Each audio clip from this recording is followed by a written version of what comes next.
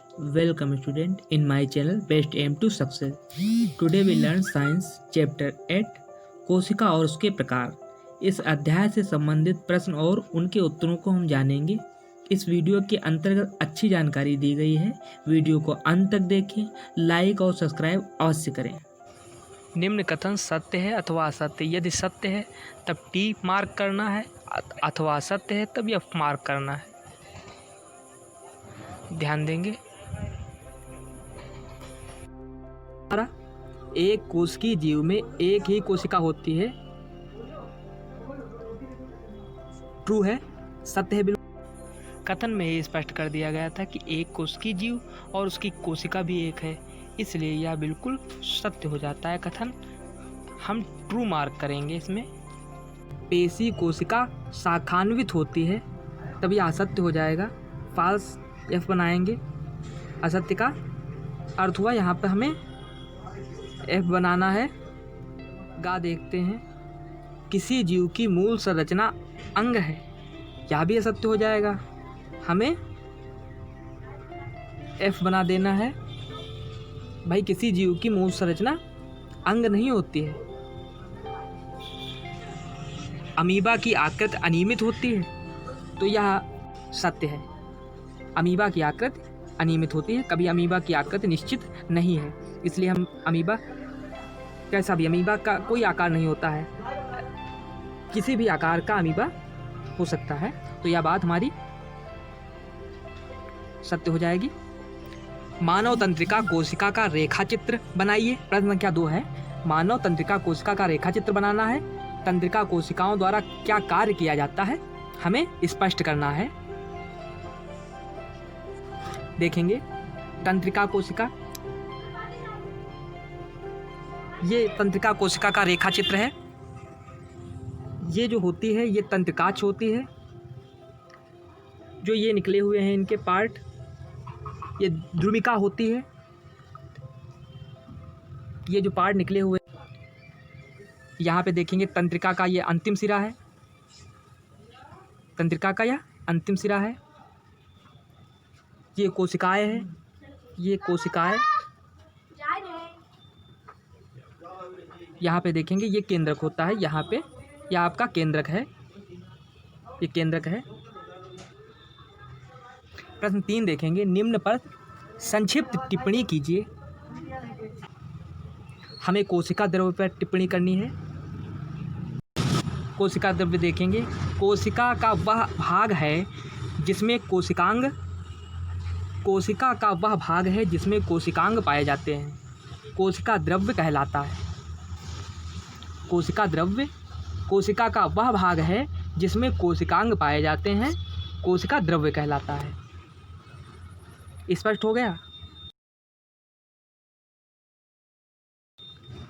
खा देखेंगे, कोशिका का केंद्रक, इस पर हमें संक्षिप्त टिप्पणी करनी है।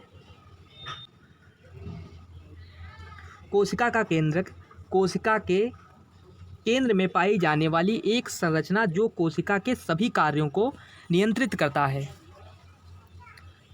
केंद्रक कहलाता है। इसमें गुणसूत्र पाए जाते हैं जो कोशिका विभाजन के समय ही देखे जा सकते हैं।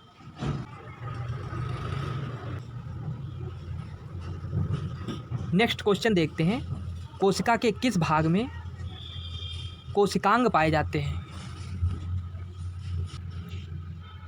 इसका उत्तर हो जाएगा, कोशिका के कोशिका द्रव्य में कोशिकांग पाए जाते हैं। नेक्स्ट क्वेश्चन देखेंगे, पादप कोशिका एवं जंतु कोशिका के रेखा चित्र बनाकर उनके 3 अंतर बताइए। कोशिका का रेखा चित्र देखेंगे। यह कोशिका द्रव्य यहाँ पे मिलता है। ये हरित लवक हैं, ये राइबोसोम, माइटोकॉन्ड्रिया,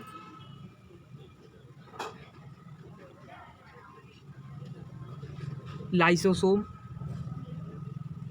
चिकनी अंतर्द्रवीय जालिका, हरित लवक, ये केंद्रक होता है। गाल्जी उपकरण, केंद्रक झिल्ली होती है ये बाह्य कोशिकाएं। इस प्रकार से रेखाचित्र बना लीजिए आप सब। अंतर देखते हैं। पादप कोशिका के 3 मुख्य बिंदु देखेंगे। पादप कोशिका, इसमें कोशिका भित्ति उपस्थित रहता है।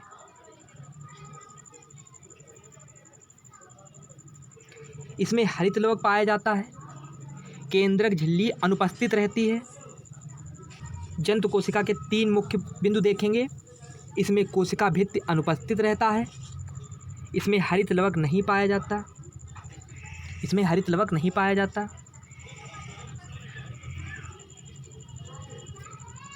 केंद्रक झिल्ली उपस्थित रहता है। ये 3 बिंदु जंतु कोशिका के हमने नोट डाउन करवा दी। प्रश्न संख्या 6 देखेंगे। यूकेरियोट्स तथा प्रोकैरियोट्स में अंतर लिखिए। यूकेरियोट्स के 3 बिंदु देखेंगे। अंतर लिखना है हमको। यूकेरियोट्स देखते हैं क्या है। वे जीव जिनकी कोशिकाओं के केंद्रक झिल्ली होती है उन्हें यूकेरियोट्स कहते हैं। और दूसरा देखेंगे बिंदु, इसमें सभी बहुकोशिकीय जीव शामिल होते हैं।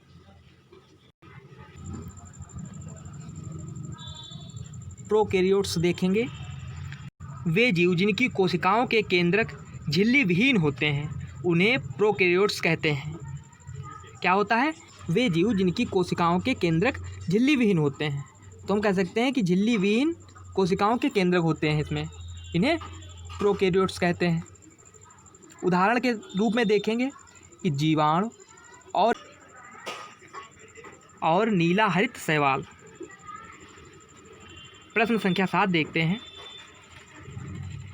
कोशिका में क्रोमोसोम अथवा गुणसूत्र कहाँ पाए जाते हैं, उनका कार्य बताइए। उत्तर हो जाएगा कोशिका में क्रोमोसोम अथवा गुणसूत्र कोशिका के केंद्रक में पाए जाते हैं। कोशिका में क्रोमोसोम अथवा गुणसूत्र कोशिका के केंद्रक में पाए जाते हैं। क्रोमोसोम के कार्य देखेंगे। कोशिका के केंद्रक में एक धागे जैसी संरचना पाई जाती है जिसे क्रोमोसोम या गुणसूत्र कहते हैं। ये जीन जैसे आनुवांशिक पदार्थों का वहन करते हैं जो आनुवांशिक सूचनाओं को एक पीढ़ी से दूसरी पीढ़ी तक ले जाते हैं। प्रश्न संख्या 8 देखेंगे। सजीवों में कोशिका मूलभूत संरचनात्मक इकाई है, हमें समझाइए। समझाना है कि सजीवों में कोशिका मूलभूत संरचनात्मक इकाई होती है।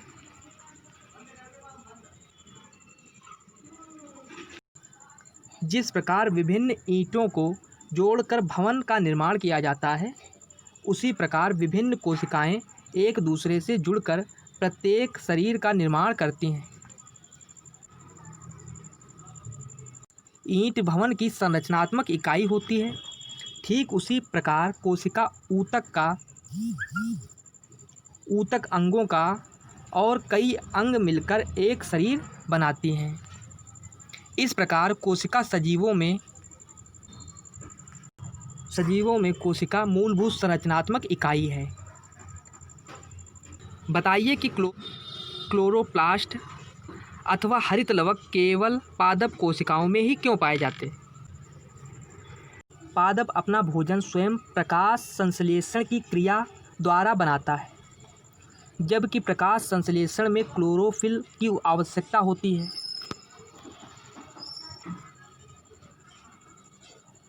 जिसे क्लोरोप्लास्ट कहते हैं। यह पौधों और उनकी पत्तियों को हरा रंग प्रदान करता है, इसलिए यह पौधों के लिए महत्वपूर्ण है। हमारे नोटिफिकेशन में विज्ञान के सभी अध्यायों का चैप्टर वाइज डिस्क्रिप्शन दे दिया गया है। आप डिस्क्रिप्शन बॉक्स में जा कर के यदि आपका कोई चैप्टर छूट रहा है तब आप डिस्क्रिप्शन बॉक्स में जा कर के वह अभ्यास कंप्लीट कर सकते हैं, वह चैप्टर कंप्लीट कर सकते हैं। अभी तक आपने हमारे चैनल को सब्सक्राइब न किया हो तो सब्सक्राइब करके बेल आइकन को प्रेस कर दीजिए, जिससे आने वाले प्रत्येक वीडियो की नोटिफिकेशन आप तक सबसे पहले पहुंचे। धन्यवाद।